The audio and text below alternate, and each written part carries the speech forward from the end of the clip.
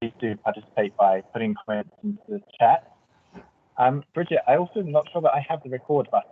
So you may have, I do actually, and it's grayed out. So Bridget, I'm afraid you're going to have to press that button for me. I have done that. Thank Done. you very much. So my name is John Leary. I'm a senior researcher with the MECS program based at Loughborough University in Gamos. This is the MECS Field Method Seminar Series, which is a bi-weekly session designed to bring together the field researchers working on the MECS program and share experiences with designing and implementing different methodologies to understand the realities around the world and the different cooking experiences that people have. Today, we are very lucky to have with us Nora from A2EI, who is going to share with us some insights around their smart metering program. So we're really happy to be collaborating with A2EI. We started with a project in Tanzania, which we're going to hear about later in the presentation today, which was monitoring 100 households using electric pressure cookers. And we are now in a partnership together to monitor 1,000 households using electric cooking devices. So I'll put a link into the chat where you can find out a bit more about that collaboration. But without further ado, I would like to hand over to Nora, who is our speaker today. Whilst Nora is speaking, then if you have any questions that come up, then please do feel free to put them in the chat, and we will come to them at the end of the session. So Nora, over to you.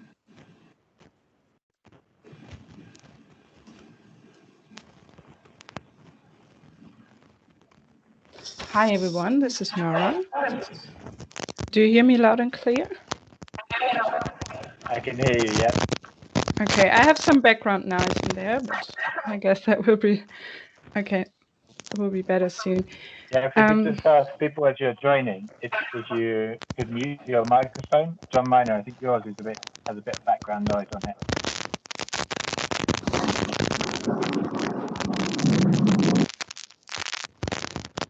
I think I have an issue. I may have to restart the screen share. So just give me a moment, Nora. Francis, I can also hear quite a bit of noise coming from your microphone as well. If everyone could mute so that we can hear our presenter Nora, please. Thank you. Okay, so now we can see and hopefully hear. Nora, over to you again. Okay, so thank you for introducing me, John, and welcome everyone. My name is Nora, and yeah, I will present you some insights on how collaborating with A2EI and the Clean Cooking team will be like. And yeah, next slide. So for those who don't know,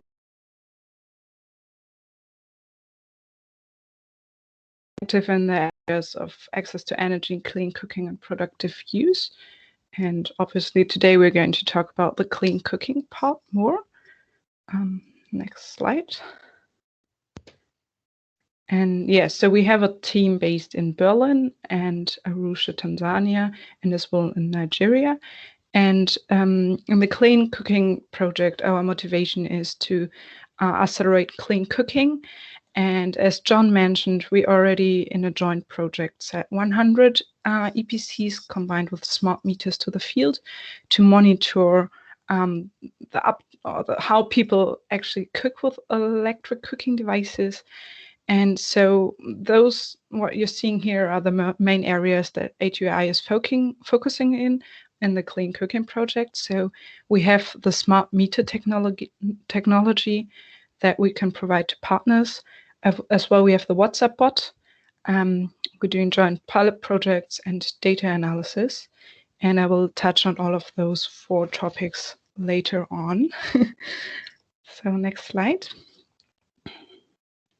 So yeah, let's directly dive into the smart meters. So at A2EI, we understand that data is one of the main important things to reveal the potential of something. So we want to base our decisions on data. Like we want to see whether people are really using the EPC or whether they just say it. So therefore, we have the smart meter, which you can connect to any electric cooking device. And this is there what you could do with it. You can automatically monitor those devices, and you get data like the energy consumption, the power, the voltage, or the current.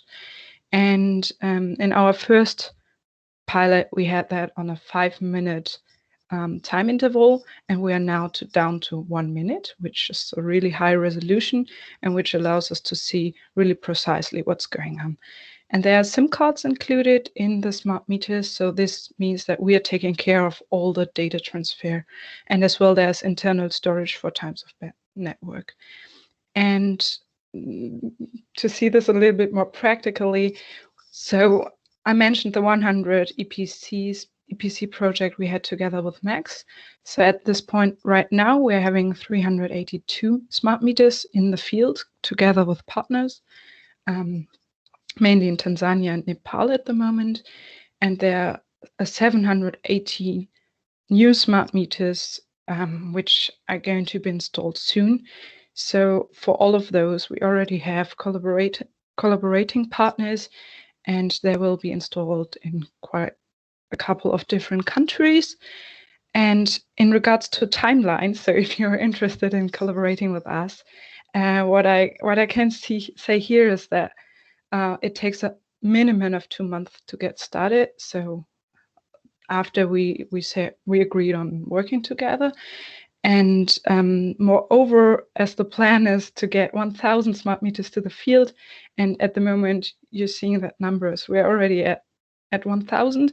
So so to start new projects now, this would mean for us to actually produce more smart meters, then get them shipped. So that actually takes some time. So it's good to get in contact with us as early as possible if you're interested in collaborating. Next slide. Yeah, and this is the second technology we're having. It's called the WhatsApp bot, and it's called WhatsApp based on the application WhatsApp. So it's a tool to do remote and automated surveying of pilot users, and it's using the application WhatsApp as the main source. And then you have a predefined set of questions. So we set up a bot that can chat with you, and we have like a couple of questions predefined, which the bot will then send to our users. We do input validation, so there's some checks on that. So for example, whether the whether the end time of the cooking event is after the starting time, or whether the number of adults, for example, is in a range that makes sense. Yes, and we have lookup tables to include multiple languages so that the WhatsApp bot is communicating with the people in their native tongue.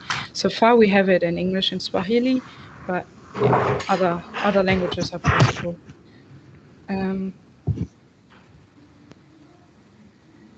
And in regards to the status of the WhatsApp, we've been testing it with 10 households in Tanzania for 6 months now, and we can say that it's working well.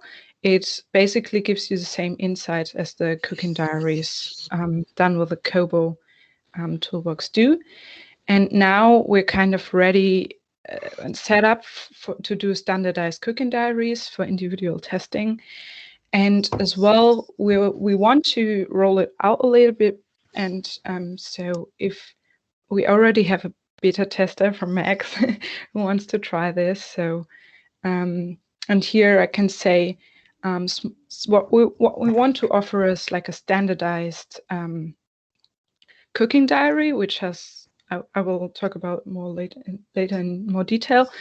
And then if you want to do small adjustments, it takes like around 1 month to do that.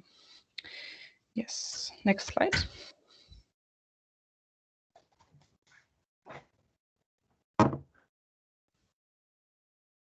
Can you go to the next slide? Sorry, Nora, just having some technical issues now. Oh no. Yeah, it's working I'm sorry now. for you. Sorry, next slide. Yeah. So this one is more about how setting up a collaboration with A2EI would look like in detail and what we are actually interested in. So we've seen with our shared project with MECS that actually we have quite some seasonality in data, and that's why we're interested in long-term data, mainly in detail. Like we're interested in to gather data of at least 6 months of projects, and then as well we want to look at numbers that are of significance. So in Tanzania we are at 100. We are setting up an internal pilot now with 150. So those are the numbers we kind of think are relevant for a country or a location. And as well, we want to monitor devices that are actually in use. So we're kind of not too much interested in telling the story electric cooking is not working, people are not using it, but we like to see how and which people actually do cook with it, and how can we make them cook with electricity. So the research questions A2EI is interested in are, for example, how does tariff affect electric cooking? And we got some insights on that from our 100 EPC pilot, as there we had 2 different price points, and we see a massive effect of the kilowatt hour price on cooking. As well, we would like to look into demographics some more, like how does gender or education affect uptake, and as well the location, like whether people live in a rural or urban area and on which grid they are. And as well, we're interested in seeing what is the difference in different cooking appliances, like not only EPC, but also kettle or induction stoves.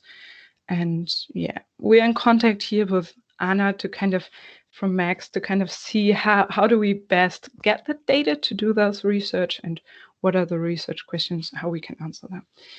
And then if you're ready to set up a collaboration with A2EI, there are 2 requirements from our side. One is that we understand ourselves as an open source platform, which means that we want and we will share the data openly with the sector and the public, and we will set up a MOU with you. So next slide.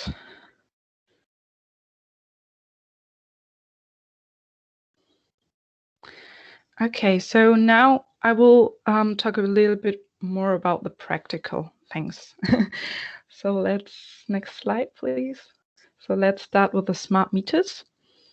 So how does it work? So for those of you who have never seen a smart meter, there will be a short video in the next slide. What it needs from your side, from our partner side, is internet, power, and the appliance that we connect to the EPC. And then we provide the smart meter in the database. And how it is actually working is that the smart meter is connected to the power, and then the appliance to the smart meter, and the smart meter sends the data to our database, and then we can look at it. Next slide, and here maybe I take over with sharing the screen.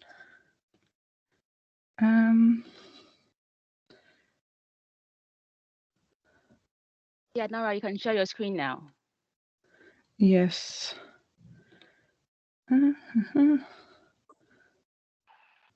It's kind of not showing me the correct window. Anyway, I will share my whole screen, and then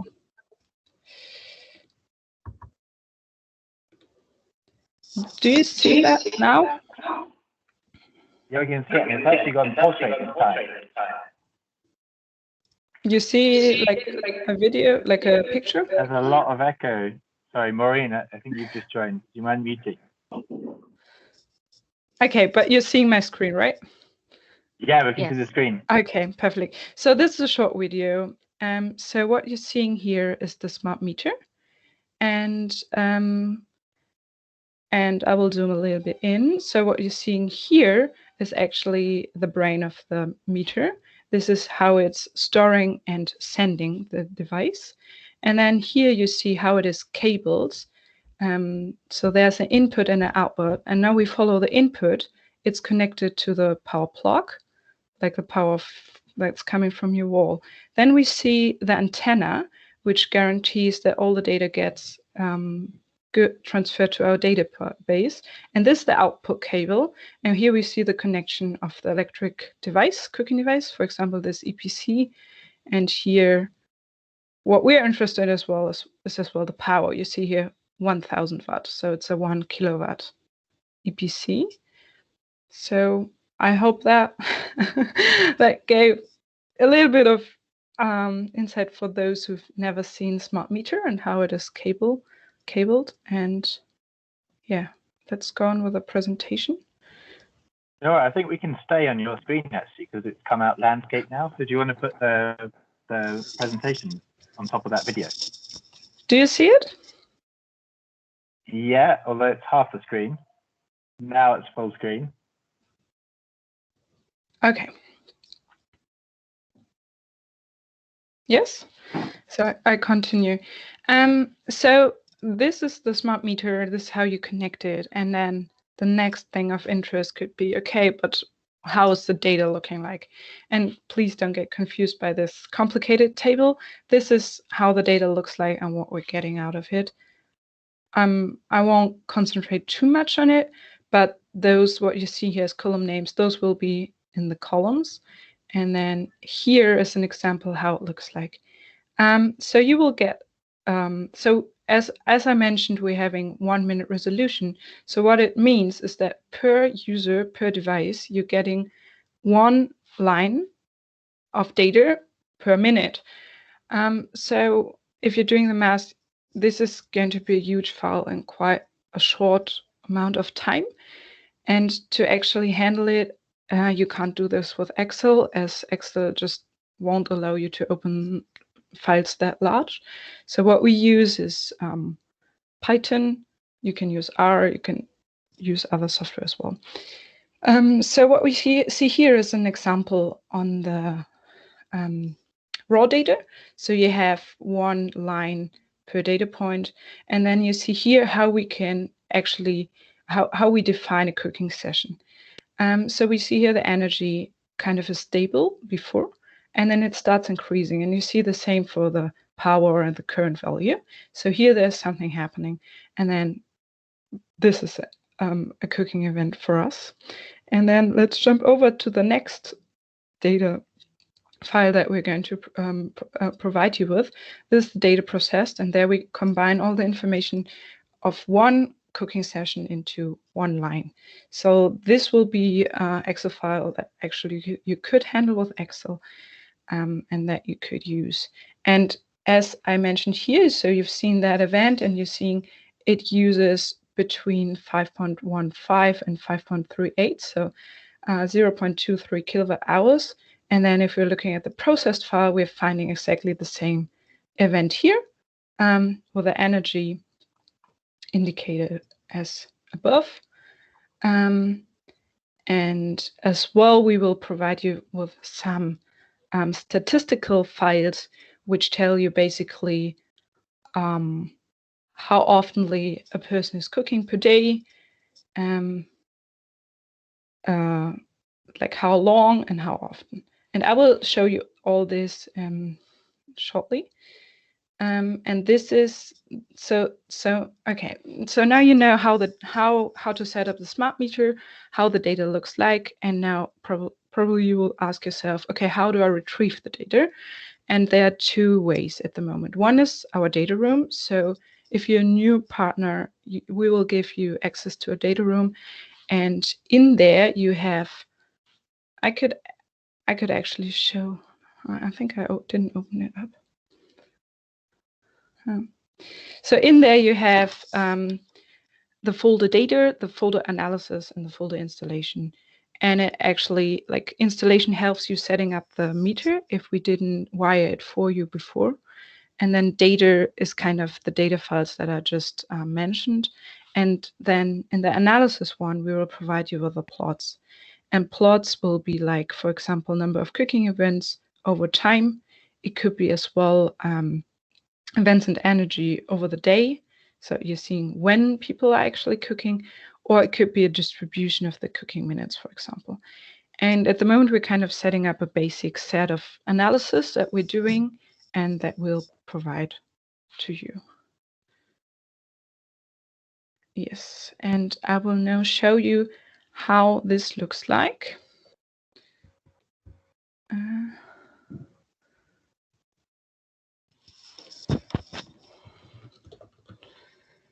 Just give me a short. So I will just show you this as an example for. I can show you the Nepal one. So assuming you're our Nepal partner, this is the data room you're getting. And then in the installation folder, you will have some information that help you via the meters, and as well how the the information that we need from you to actually set up the meters, to activate the SIM cards and bring it to our database. And then in the data folder, as I indicated, you're having different files, which are the raw file, you're having the processed one, and then you have the statistics one. And then in the analysis folder, this is where you find the plots. And here you're having, like, for example, this classic plot that I was mentioning, as well as others. And so this is the usual way of getting the data from us. There's a second way that I will show you quickly, which is over our dashboard. So this is the dashboard, and this is where our partner, like where our data actually is stored, and this is presenting our database. And you could get a login here, and then you could see the actual status of the meters. So for example, this one is online at the moment. You're seeing the signal strengths, like whether it's good connected with our database or not. You're seeing some overall statistics here, like energy consumption, voltage, power. And then if you click on it, you will get more graphs. And what you basically see is here an overview, what's happening at the moment. And then here you can see some charts and what happened lately. And you could go through them, look at now it's the power, the energy, now it's the current, and so on. As well, you could maximize it, look at all of them. And as well, you can download it here. And then you can say, okay, I want to download this specific data range, and it's not loading at the moment. There, you got it. And I think in the settings you could actually specify it, or you could specify here what time you want to have, and say, okay, I want today, I want the last 24 hours, I want a custom range. Anyway, I don't want to focus on this dashboard too long, because what it does show you is the raw data. What it doesn't show you is the processed data. And I think that's what's of interest, and that's how we generate that plots, because the raw one doesn't have the information on the cooking session in it. This information you will find in the data room. And for future outlook, we are thinking about possibly having a new dashboard that we host and where this information could be included. So let's get to the WhatsApp bot and how it looks in practice. So if you want to use the WhatsApp bot, you need a smartphone with a WhatsApp application, you need internet connection. And then what you can do at the moment, we're at the stage of where testing is okay. So you can share your phone number with the A2EI or the email clean cooking ad. And then we could register you. And then you could just, we will share the number of the WhatsApp bot, and then you could just start a conversation with that bot. Write him anything, and then start with a tree. And what is integrated at the moment is the short cooking diary. So this is kind of based on the Kobo cooking diaries MECS is doing. So what it's asking for is 11 questions at the moment. It's date, name, gender, what meal was cooked, what dish, for how many people, what electric appliances, what time is the starting and what time is the ending time, and what's the meter count of the smart meter. Yeah. And we kind of want to keep it standardized. What we're thinking about is that for example, dishes can be altered in different countries as there are different standard dishes.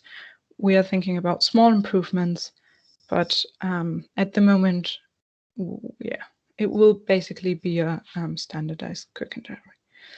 And this is how the WhatsApp bot data looks like at the end. You will get it as the smart meter data with a data folder we share with you.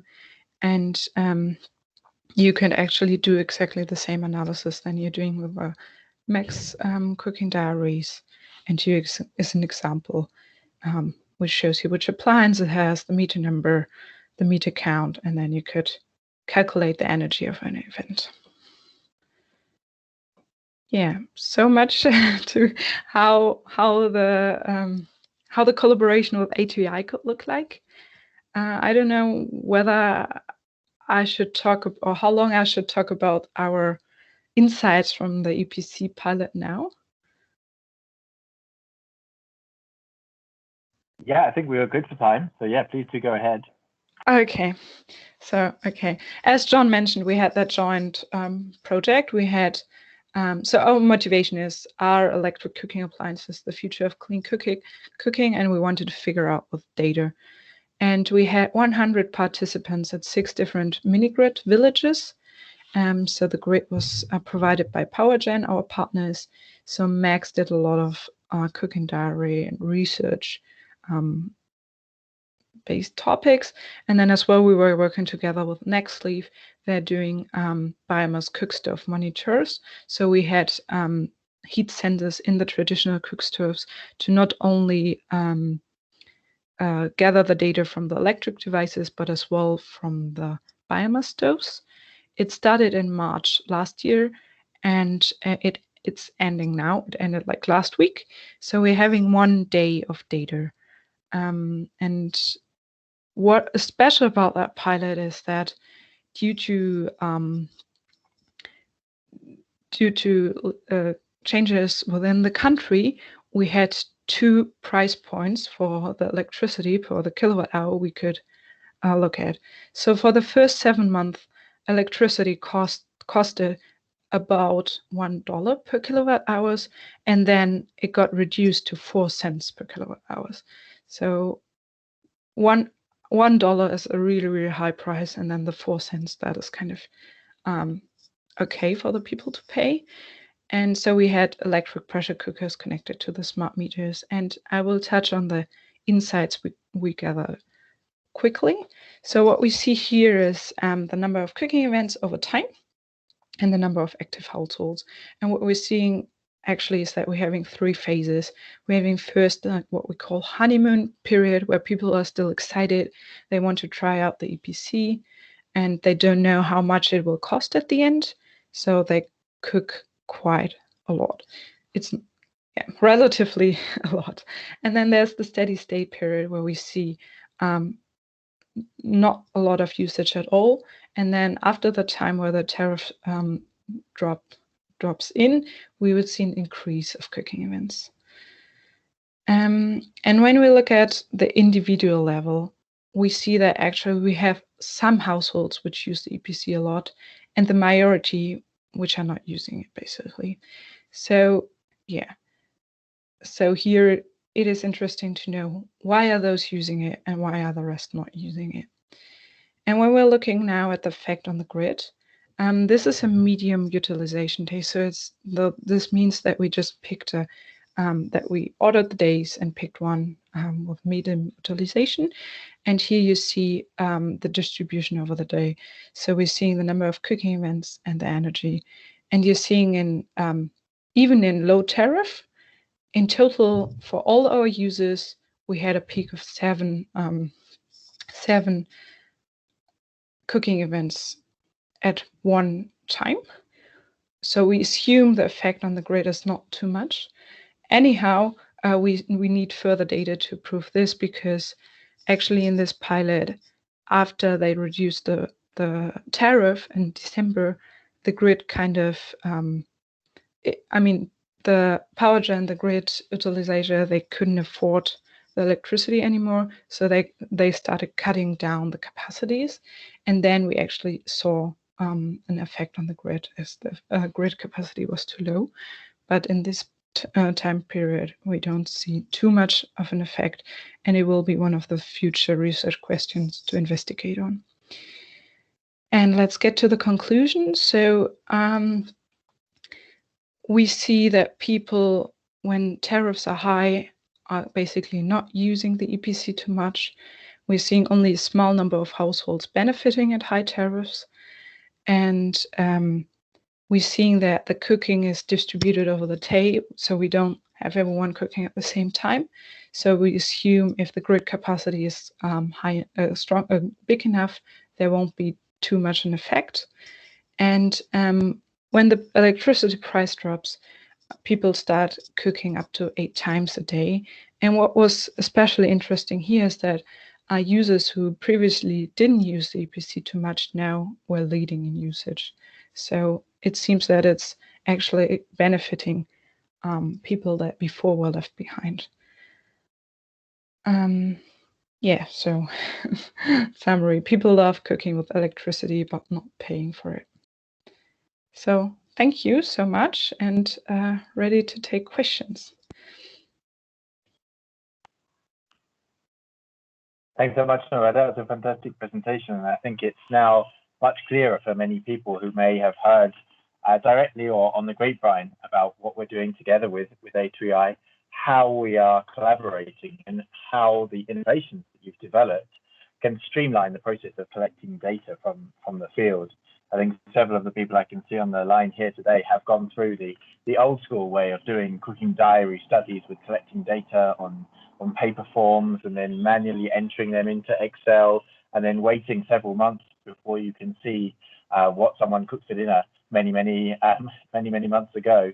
And I think the real benefit of these technologies is they really help us to streamline that data collection and enable us to see live what is happening in the field rather than carrying out a study and then waiting several months, and after everything is done and dusted, then you look at the data and find something that if you'd known it before, you could have really used to design some kind of intervention that could have taken place during the trial itself.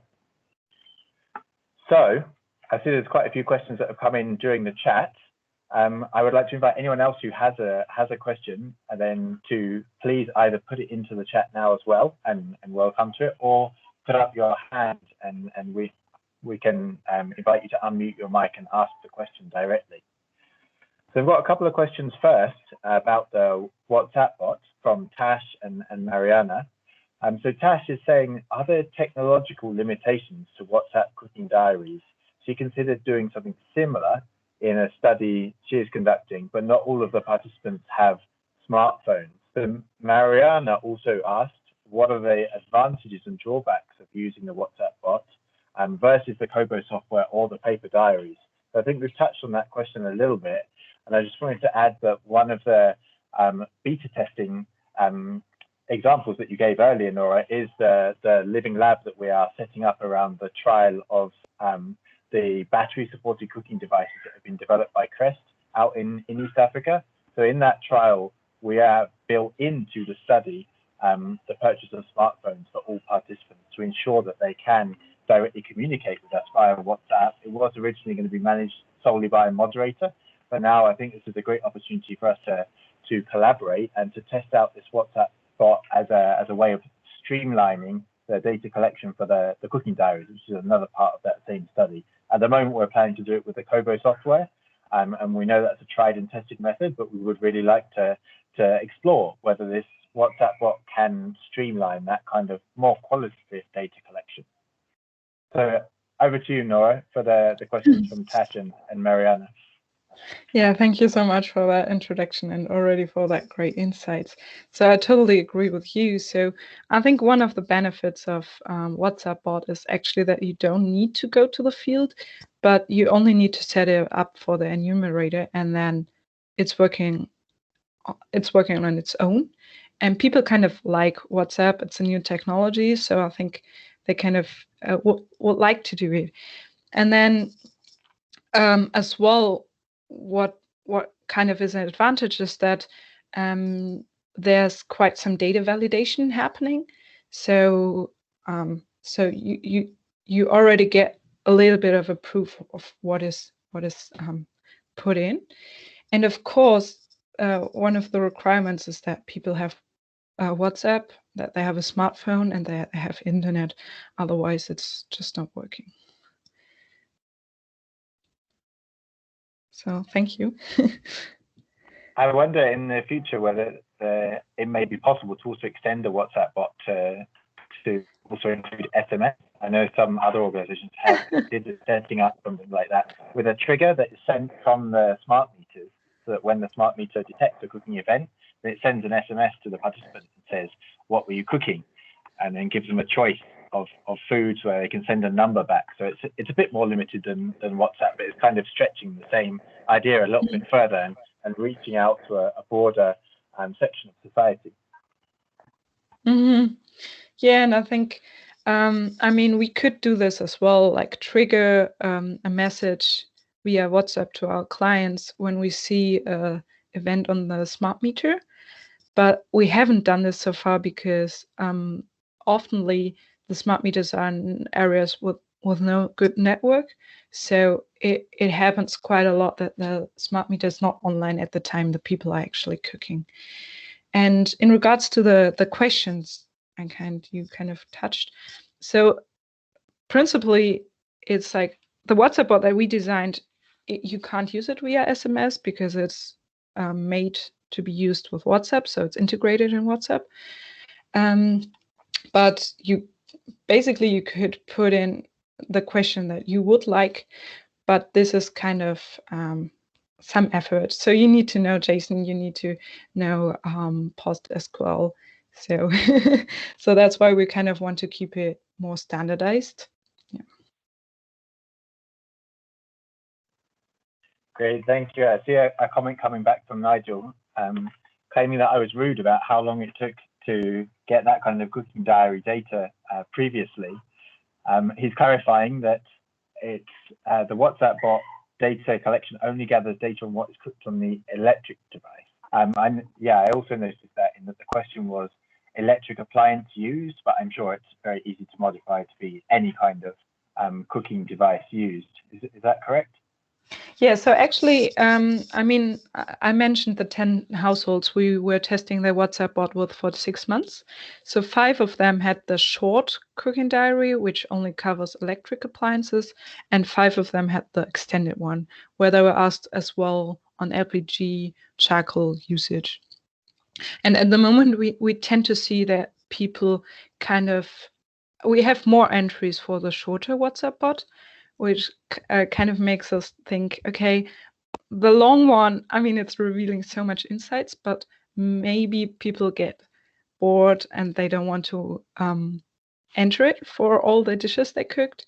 So that's why we kind of wanted to concentrate more on the shorter one, but the long one is there as well. So it's similar to the long cooking diary we've seen in Kobo, and yeah, that could be as well one of the standard ones. Fantastic. So just picking up on Nigel's point again, I think the length of time that it took to process some of the older cooking diaries data was limited by many different factors, of which the analysis of the data, which is what Nigel carried out, was just one.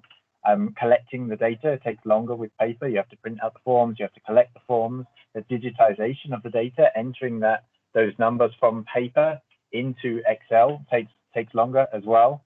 So there's many reasons why paper forms are not the best option if you have the option to do something more digitally. So this ties into the question that was asked by Siobhan, who is asking, will the data analysis be done by the meter automatically or manually by the A2EI team? So Nora, you mentioned earlier about the certain kind of elements of analysis which is done by the dashboards. I just wanted to emphasize that this is kind of another way that the collection of data can be overlapped with the analysis of the data, and having those live readouts of that data to be able to see when people are and aren't using the device and what for can really help you to set up the study in a different way, whereby you can trial interventions during the study rather than just afterwards in the next pilot that follows on. So Nigel, that was not meant as a dig at you specifically, that was meant as a comment on the manual cooking diaries as a whole. Nigel's second part of his comment was, what extra value does the MECS cooking diaries provide, and is it something you would recommend to other potential partners outside of the program to also do? Okay, that's an interesting question, because yeah, we kind of thought Max is like the expert in setting up cooking diaries, setting up the research questions behind it, and why they're asking especially those kind of questions.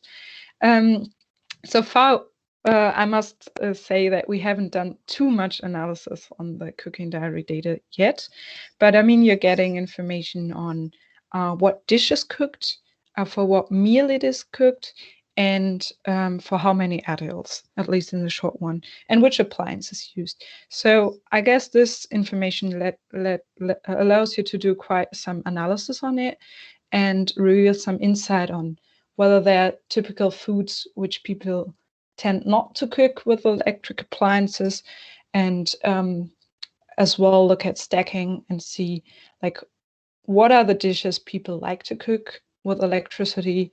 Are those the heavy ones? Are those the light ones? Are there specific times, for example, during the morning, that people tend to use the EPC more, or is it distributed equally over the day? Yes, those kind of things.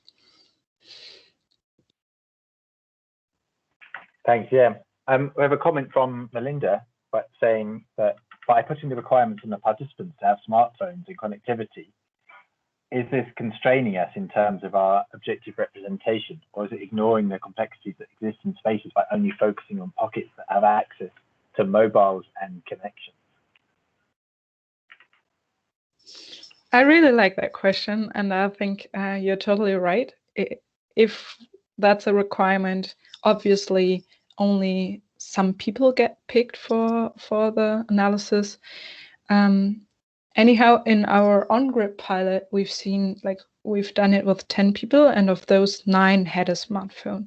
So maybe it would be interesting to do like some research before on how many people actually do have a smartphone, and whether that is then representing the population. Yeah, I think just to add to that point, then, of course, even with the manual cooking diaries, then you are excluding people who are illiterate, of course. The way we've got around that in the past is that we have enumerators who can support households who may not be able to fill out the diaries independently. But I guess that can also equally apply to WhatsApp. It doesn't have to be the participants themselves that has the smartphone and is replying. It could be an enumerator who has a smartphone with WhatsApp and fills in the data on behalf of the participant. So we could broaden it out a little bit. Obviously, the enumerator still has to be in an area where there is connectivity, so there's still limitations there. But I don't think we are limited purely to those people who already have a smartphone and already are connected. So changing tack a little bit, a question from Amai about what are, in your experience, what are the common short-term and long-term challenges in collecting data from the smart meters?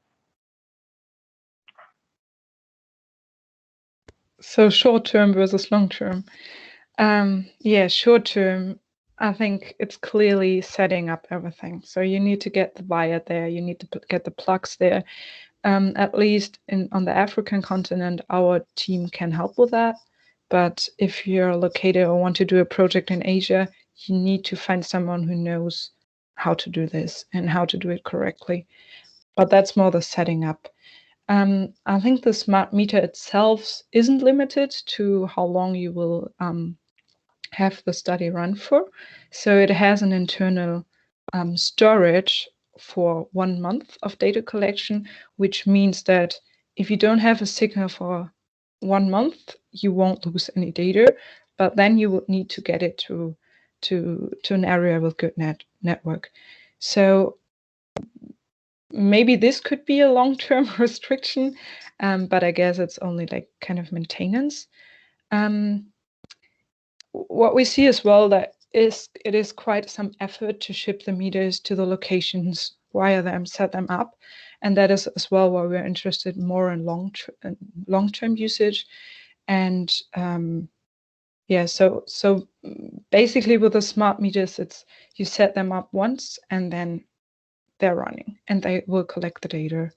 And if they have network from now and then, it's all fine. So they're actually quite good for being used in long-term data gathering.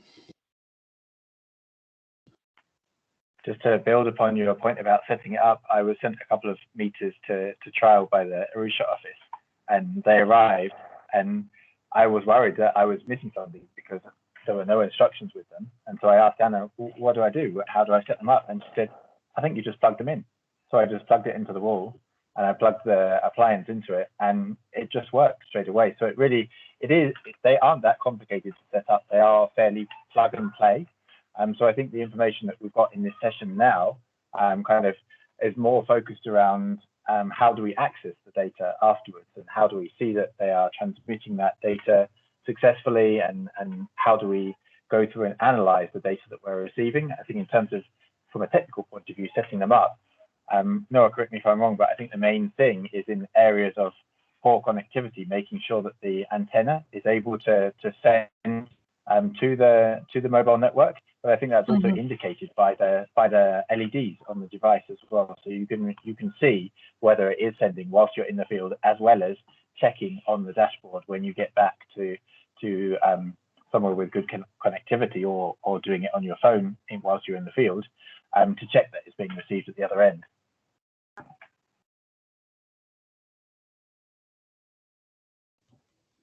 Exactly.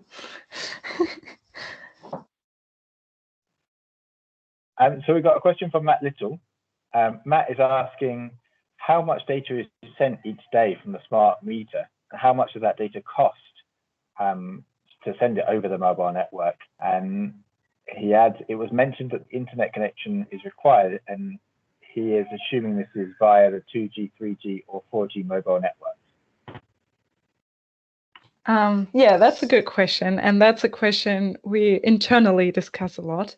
So as we're sending data every minute, that means we're sending 1,440 data points every day, which is like nearly 44,000 per month, which is a lot. So yeah, it's true, this is costing a lot as well, but the SIM cards that are integrated in the smart meters are A2EI SIM cards, so we are paying for that expenses, and internally we're kind of trying to reduce that data, the amount of data that's being transmitted. There was a second half of the question. I forgot. The second part, I think you already answered, which was just confirming that it sends over the 2G, 3G, or 4G mobile networks. It's using the earliest standard, which I think is 2G.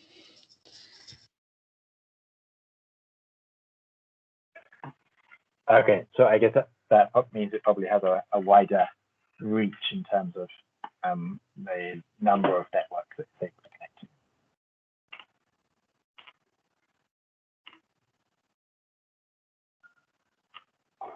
So there's a question that's come up from Herbert, which is actually one that I asked recently. It's a very good question.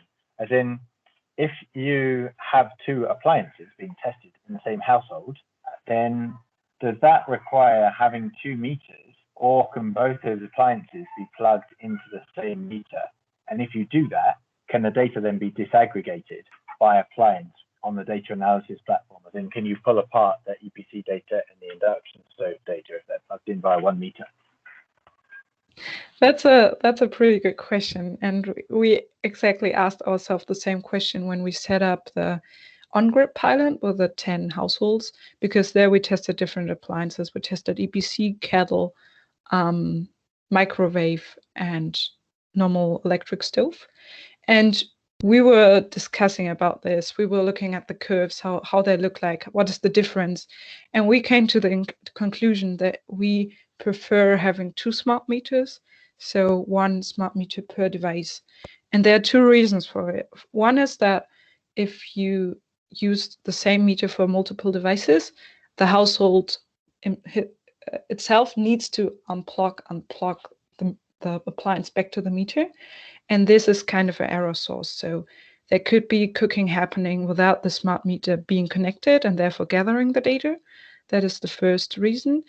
And the second reason is what you kind of implied in the question, is that we kind of see a difference in the data between the different appliances, but sometimes it's not too clear. So we don't have an algorithm there which says, okay, this is a kettle event at the moment. So that's the second reason why we prefer having 1 smart meter per appliance.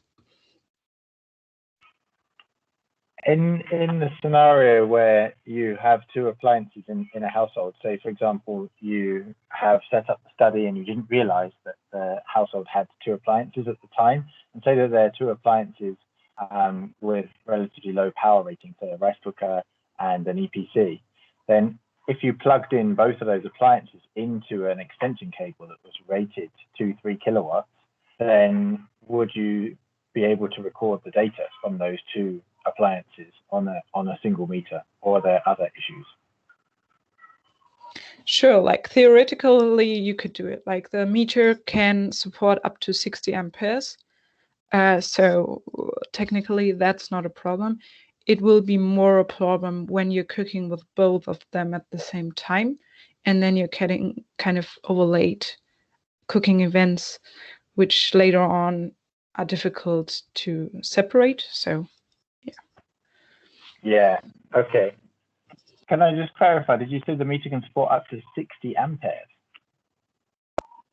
Or 6 yeah, amperes? so 60 amperes, this is the one when they burn. So you shouldn't use more than that. More normal, than 60, like 60, or more than 6? yeah, no, 6T. So this is like the maximum current. Wow. After, like, if you go above that, the meter will kind of short circuit or something like that. So this is kind of the maximum. But the normal, what we see normally as normal currents, they are normally like between 0 and maximum 4 or 5 amperes. Yeah, okay. So I know Anne Tran is on the line, so I'm sure she'll be very happy because she's investigating ginormous EPCs in the context of institutional cooking. So that even a giant EPC with, say, 60-litre capacity, I'm sure would fall well within that 60 ampere limit. A question from Nigel Scott has just come in. Can the smart meter measure DC appliances?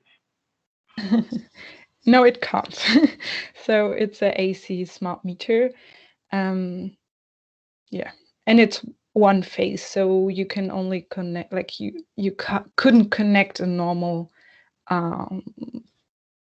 cooker, the ones that we have here in Germany, which are connected to 3 phases, but it's a 1 phase meter, which means you have 1 input and 1 output.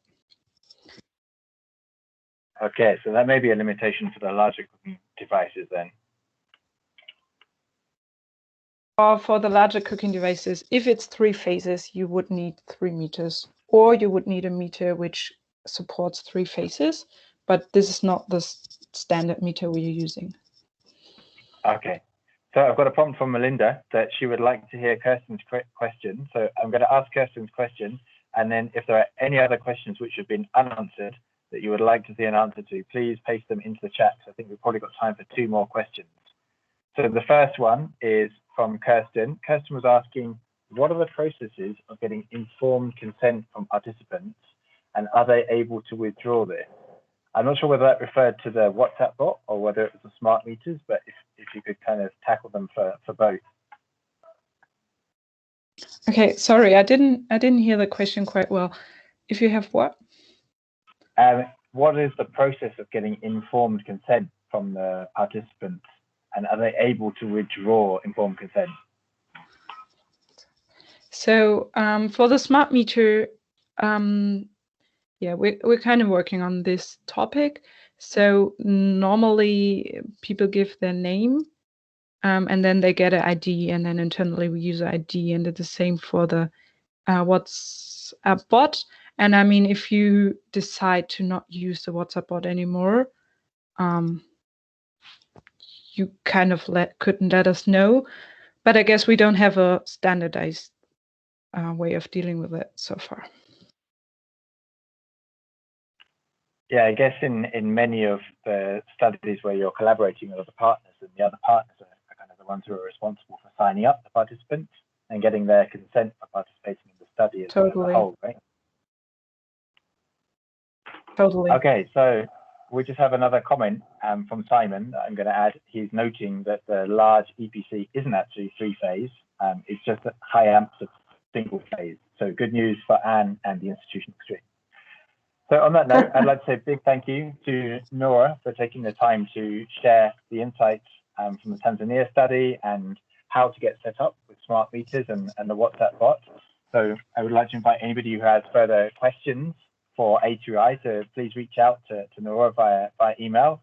They are, of course, very keen to collaborate with us on a variety of initiatives that we have going on.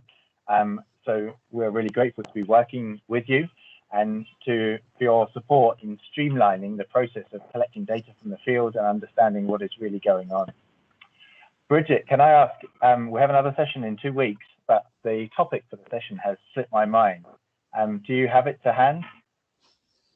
I do not, but the organizers are here, so if they want to let us know. Melinda, Karen, any of you want to give us some insight into Preview. what? Yeah.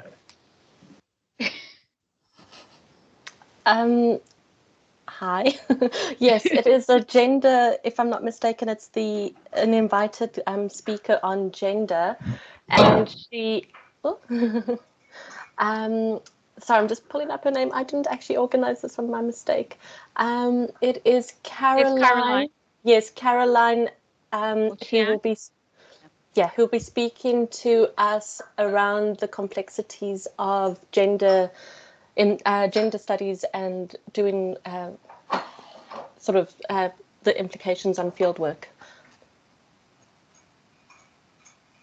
We will write a better blurb for circulation. Sorry, everyone. Yeah. So to answer one of the other questions that was in the chat as well, as in will the PowerPoint be circulated? So we have a calendar invite that we use for these bi-weekly sessions. For anyone who's not on the calendar invite, then please, if you could email Bridget or myself, and we can add you to that calendar invite. And then after each session, we reply all to the calendar invite, and we share the link to the recording and to the PowerPoint for the session. So when we do that, we'll also share that blurb about next fortnight session that Melinda was mentioning. So thank you once again to our speaker, Nora. It was a real pleasure to have you here today. And thank you to everyone else for attending and participating. See you in a couple of weeks. Yeah, thank you so much for the invitation, and have a nice day. Yeah, thanks, Nora.